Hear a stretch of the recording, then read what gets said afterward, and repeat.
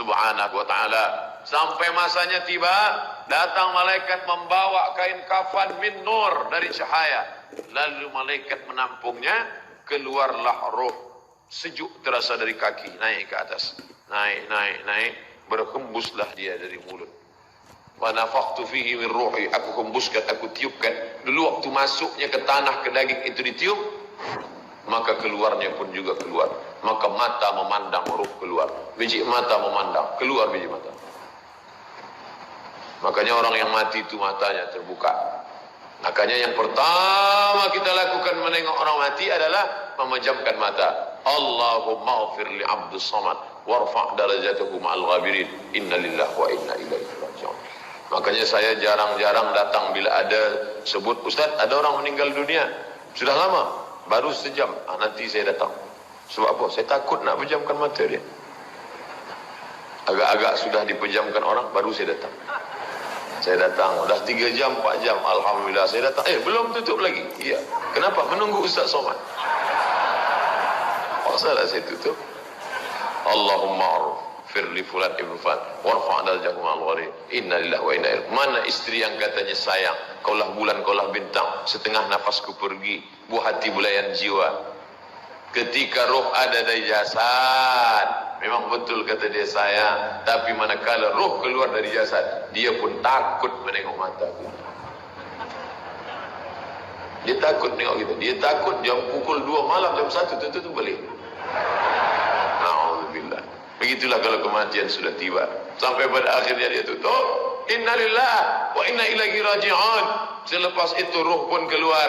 Dibawa. Kalau dia baik, roh itu dibawa. Dimasukkan ke dalam kain kafan min nur. Hadis riwayat Ahmad bin Hanbal. Lalu dibawa oleh malaikat. Sampai ke pintu langit. Malaikat bertanya, inikah orang yang amalnya selalu dibawa pada inikah orang yang amalnya selalu dibawa hari Kamis? Inikah amalnya yang selalu dibawa pada bulan nisfu Sya'ban?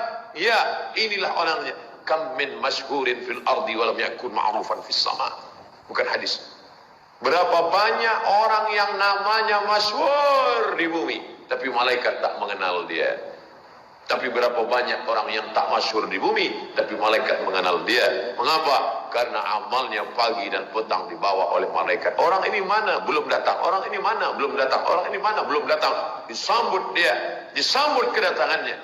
Masya Allah. Tabarakallah. Mudah-mudahan kita termasuk orang yang disambut oleh malaikat. Karena amal soleh kita.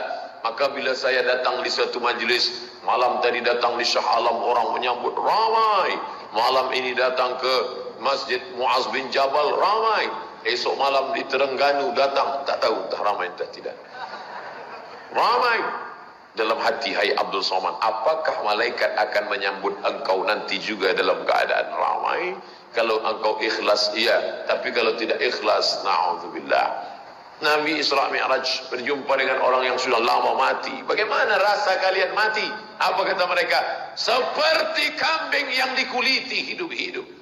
Seperti tebasan pedang di tempat yang sama beratus kali. Seperti kail mata pancing yang masuk ke dalam kulit yang basah, ditarik, disentapkan sehingga terikut dagingnya sampai keluar. Makanya selalu kita berdoa, Allahumma hawwin alaina fi sakaratil maut, taubatan qabla al maut, taubat sebelum mati, wa rahmatan indal maut, dapat rahmat ketika mati, wa maghfiratan ba'dal maut, mendapatkan ampunan sebelum mati. Allahumma hawwin alaina fi sakaratil maut. Makanya doa selamat itu baca pelan. Baca pelan, renungkan. Ini sekarang banyak orang baca doa selamat cepat-cepat. Maut. Apa maut aja nih? Saya tak pernah menghafaz doa itu pakai kertas, tak pernah. Wa taubatan qabla al-maut, wa rahmatan indal maut, wa maghfiratan, belum pernah. Kenapa Ustaz boleh hafaz? Sebab dulu dibawa oleh ayah, dibawa oleh bunda, dibawa dalam acara tahlil, dibawa dalam dibawa. Tiap hari telinga mendengar Tuan Imam membaca pelan, maka kita ingat, taubatan qabla al-maut wa rahmatan indal maut. Anak-anak kita ini walaupun mereka lari sana sembang sini, tapi telinga mereka mendengar. Dan anak-anak ini hafaz. Kadang anak hafaz, ibu hafaz. Sebab apa? Sebab dia golden age, usia emas. Mereka hebat, mereka kuat ingatannya, menangkap hafazan itu begitu kuat. Ajarkan mereka doa itu pelan-pelan. Kita ajar kuat-kuat. Dia panggil, ibunda dia panggil. Cuba kau baca apa doa tadi? Mau. Apa mau aja nih? Sebab di Irak banyak orang mati. Sebab di Suriah banyak orang mati. Di Palestin banyak orang mati. Di Rohingya banyak orang mati. Padahal maknanya amat sangat dalam. Allahumma hawwin alaina. Ringankan kami. Fi sakaratil maut. Tidak ada gunanya amal banyak kalau tidak selamat dalam sakaratul maut. Makanya kita selalu minta kepada Allah, Allahumma khtim lana bi husnil khatimah wa la takhtim alaina bi su'il khatimah. Allahumma ja'al akhir kalamina, jadikan akhir kalam kami inda tihai ajalina, ketika ajal kami sampai, jadikan akhir kalam kami yang terakhir keluar dari mulut kami qaula la ilaha illallah Muhammad Rasulullah. Allah. Biasa orang takbir ini nak pergi perang. Menghadapi sakaratul maut penting juga takbir. Sebab di situ banyak segala macam godaan-godaan. Datang syaitan membawa air. Katanya menjelang sakaratul maut itu haus, panas, haus. Maka datang syaitan membawa air. Engkau sebut nama aku bagi air. Mau? Kata dia. Mau? Engkau mau? Sebut nama aku. Tapi bila iman kita kuat, maka dia tidak akan mampu untuk menggoda kita. Sampai kapan? Setan tak pernah berputus asa. Sampai bila? La atiyannahum min baini aydihim, aku datang dari belakang. Wa an aymanihim, aku datang dari kanan. Wa an syama'ilihim, aku datang dari kiri. Datang dia. Datang dari hadapan, datang dari belakang, datang dari kanan, datang dari kiri.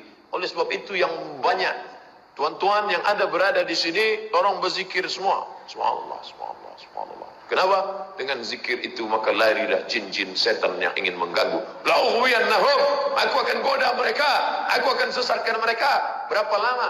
Madamat arwahuhum fi ajsadihim. Selama ruh ada dalam jasad, aku tak akan pernah berhenti sampai akhir keluar jasadnya dalam keadaan mati, tidak menyebut Allah Subhanahu wa taala. Itulah punca mereka. Makanya kita selalu berzikir. Esok pagi terjaga dari tidur automatically, karena kita sudah programkan di kepala kita. Manakala terbuka, alhamdulillahilladzi ahyana ba'da ma amatana wa ilaihi nusyur. Selapar-laparnya orang beriman, manakala dia tengok makanan, terus saja dia ingat Allah. Allahumma barik lana fi ma razaqtana. Tapi ada setengah umat Islam, bila dah kenyang saja baru ingat Allah. Alhamdulillah. Bila tak kenyang tak ada ingat Allah SWT. Alhamdulillah.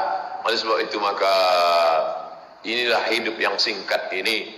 Bila pernah kita bersedekah, itulah yang akan menolong. Laula akhartani ila ajalin qarib. Kalau engkau beri aku umur panjang ya Allah, apa yang akan kulakukan? Fa as-saddaqa, aku akan bersedekah. Wa akum minas salihin. Aku ingin beramal saleh. Malam ini tajuknya Masya Allah. Ini tazkirah terakhir. Ini tazkirah akhir, last. Dan tajuknya pun akhir pula. Mudah-mudahan ini tazkirah terakhir, tapi bukan terakhir bagi saya. Andai mati, tidak masalah. Allahumma ja'al hayata ziyadatan li fi kulli khair.